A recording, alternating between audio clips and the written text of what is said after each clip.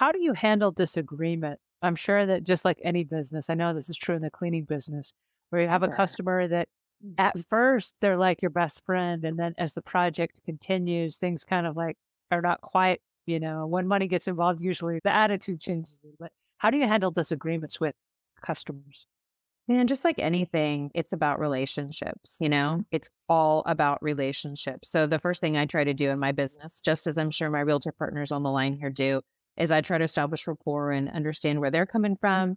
But I want them to feel like I'm a friend, not just a business partner. That softens things. So when people can get upset, they're not going to talk trash to you, right? Like they would if you were just a business affiliate of theirs. So I definitely try to build that connection in there. But, if something happens and something goes wrong, you got to own it. You got to say, I'm so sorry about that. We're going to take care of it. And here's how we're going to do it. We had one project where we had a house that had very interesting paint colors in it. I kid you not, the trim had olive green in it throughout the house.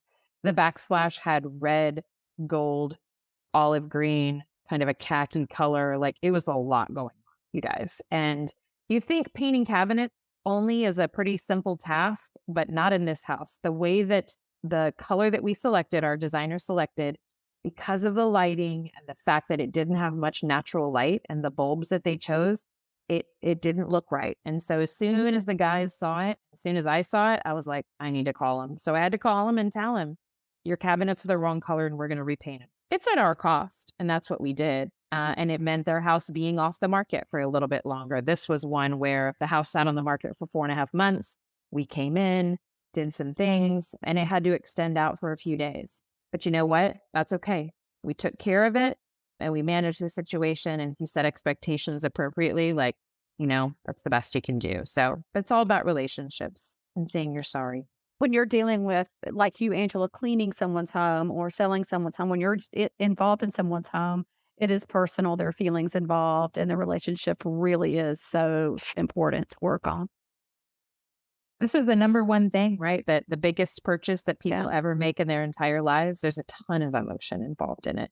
And Right. especially in situations where, grandpa's lived there for 30, 40, 50 years, it's hard. And so, they want to, it can feel like their baby at times. So you have to just give them that dignity and understanding and let them know that, like, you're also there to help them transition to the next place because this is just Right. getting your house sold. We're trying to move on to the next one. So Right. just being a compassionate human. That's all.